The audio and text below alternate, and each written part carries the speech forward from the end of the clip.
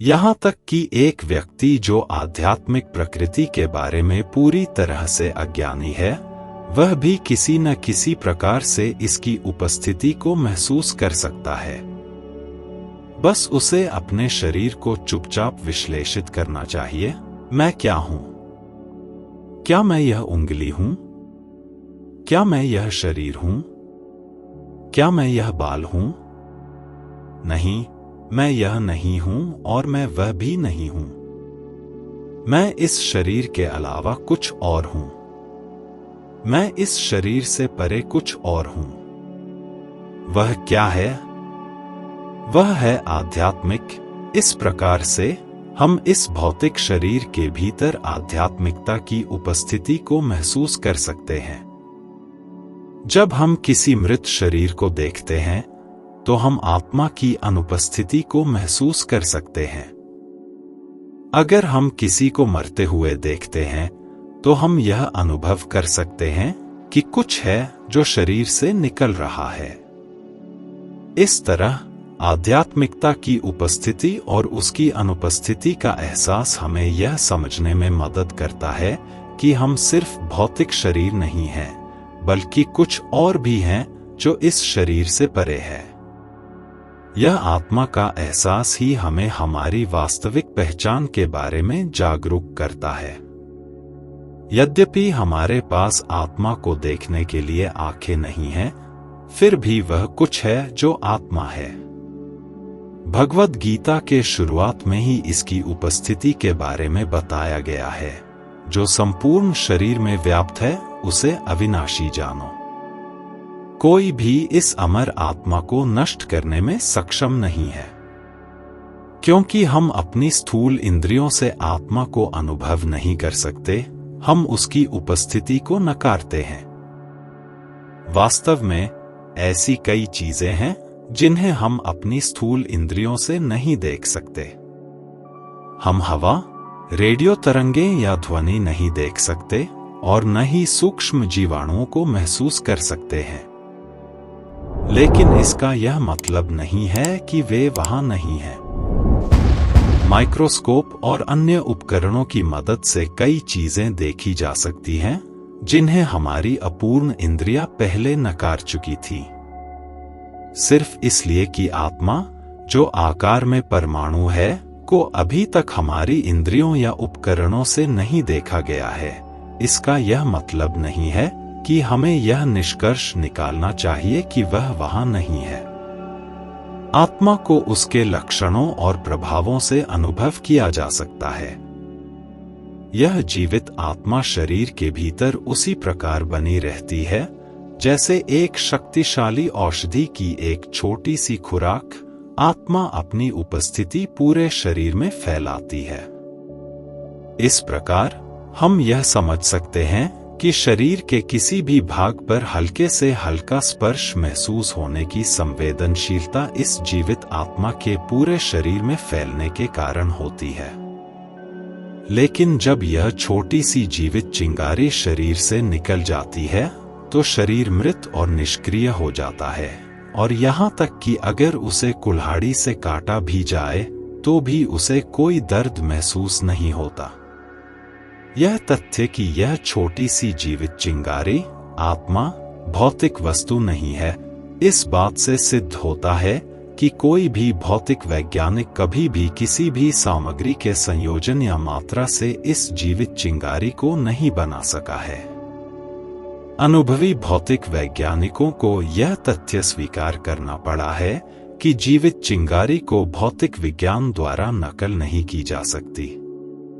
जो कुछ भी पदार्थ के संयोजन से बनाया जा सकता है वह विनाशकारी और अस्थायी होता है। इसके विपरीत जीवित चिंगारी अविनाशी है, क्योंकि इसे कभी भी किसी भी पदार्थ के संयोजन या मात्रा से निर्मित नहीं किया जा सकता। हम भौतिक परमाणु बम बना सकते हैं, लेकिन जीवन की आध्यात्मिक चिंगारी नहीं। मान लीजिए आपके पास एक अच्छा कोट है। यदि आप केवल कोट को दिखाते हैं, उसे इस्त्री करते हैं और बहुत ध्यान से रखते हैं, तो आपको कभी खुशी नहीं मिलेगी। इसी तरह अब आप शरीर के कोट को संतुष्ट करके खुशी पाने की कोशिश कर रहे हैं, लेकिन यह संभव नहीं है। खुशी तभी मिलती है जब आप आत्मा को खुश करते हैं। या मान लीजिए आपके पास एक पिंजरे में एक पक्षी है। यदि आप केवल पिंजरे को पॉलिश करते हैं लेकिन पक्षी को कोई भोजन नहीं देते, तो पक्षी कभी खुश नहीं होगा। इसी प्रकार भौतिक शरीर आत्मा का पिंजरा है, और यदि हम केवल शरीर की देखभाल करते हैं तो आत्मा कभी भी खुश नहीं होगी। इसलिए आध्यात्मिक ज्ञान की शुरुआत यह समझने से होती है कि आत्मा शरीर और मन के भीतर संलग्न है, और न तो शारीरिक आराम और न ही मानसिक संतुष्टि आत्मा को वास्तविक खुशी प्रदान करेगी। आध्यात्मिक ज्ञान उन्हीं को मिलता है जिनके पास ज्ञान का कुछ अंश है, तब जाकर ज्ञान ही ज्ञान को आकर्षित करेगा। आजकल युवा विद्या तो प्राप्त करता है किंतु ज्ञान से कोसों दूर है। वह बहुत जल्दी कमा लेना चाहता है, रिश्तेदारों को पछाड़कर अपनी हैसियत दिखाना चाहता है। ज्ञान प्राप्त के लिए ध्यान करना पड़ता है, पुस्तक और ग्रंथों को पढ़ना पड़ता है, जो कि आज का कल्चर नहीं है। आज वही शिक्षा दी जाती है जिससे जीविकोपार्जन हो। आजकल की शिक्षा प्रणाली में केवल व्यावसायिक कौशल और पैसे कमाने की कला पर ध्यान केंद्रित किया जाता है, जबकि आध्यात्मिक और नैतिक ज्ञान की अनदेखी की जाती है।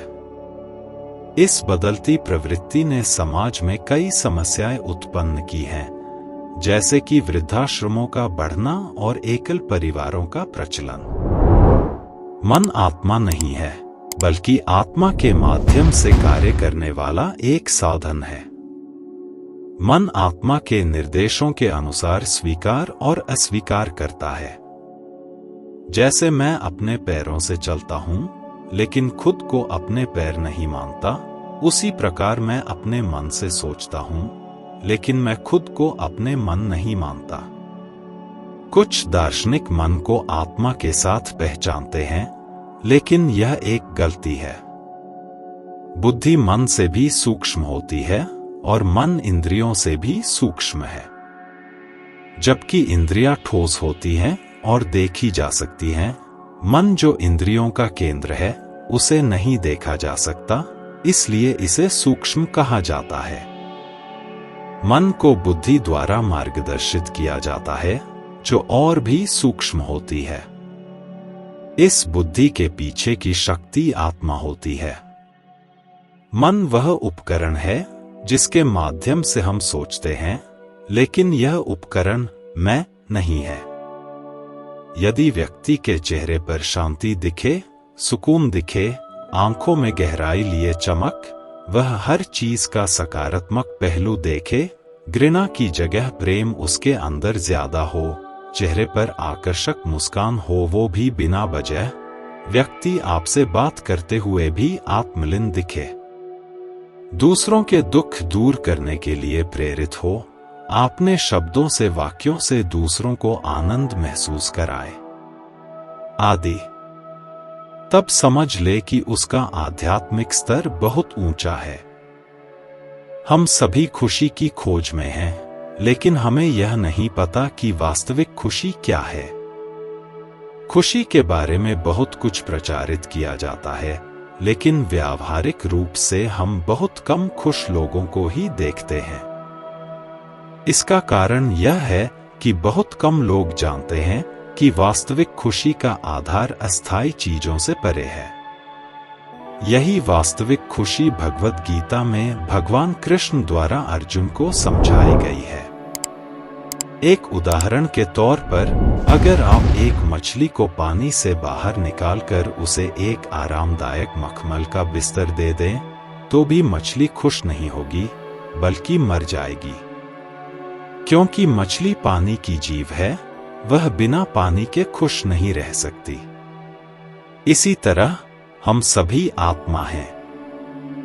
जब तक हम आध्यात्मिक जीवन में या आध्यात्मिक दुनिया में नहीं होंगे, हम खुश नहीं रह सकते। यही हमारी स्थिति है। क्योंकि हमारे मन में ज्ञान की अग्नि प्रज्वलित नहीं है, हम भौतिक अस्तित्व को ही सुख मान लेते हैं। एक कुत्ता या सूअर यह समझ नहीं सकता कि वह किस प्रकार के दुखद जीवन में है। वास्तव में वह सोचता है कि वह जीवन का आनंद ले रहा है और इसे भौतिक ऊर्जा की आवरण या माया का प्रभाव कहा जाता है। हम दुख की स्थिति में हो सकते हैं, लेकिन हम इसे स्वीकार करते हैं, यह सोचते हुए कि हम बहुत खुश हैं। इसे अज्ञान कहा जाता है। लेकिन जब कोई ज्ञान से जागृत होता है तो वह सोचता है, अरे मैं खुश नहीं हूं। मैं स्वतंत्रता चाहता हूं, लेकिन यहां कोई स्वतंत्रता नहीं है। मैं मरना नहीं चाहता, लेकिन यहां मृत्यु है। मैं बूढ़ा नहीं होना चाहता, लेकिन यहां बुढ़ापा है। मैं बीमारियां नहीं चाहता, लेकिन यहां बीमारियां हैं।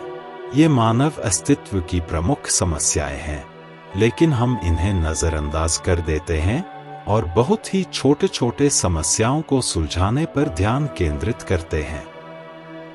हम आर्थिक विकास को सबसे महत्वपूर्ण चीज मानते हैं, यह भूल जाते हैं कि हम इस भौतिक दुनिया में कितने समय तक जीवित रहेंगे। आर्थिक विकास हो या न हो, 60 या 100 साल के अंत में हमारा जीवन समाप्त हो जाएगा। भले ही हम $1 मिलियन इकट्ठा कर लें, जब हम इस शरीर को छोड़ते हैं, हमें इसे सब छोड़ना पड़ता है।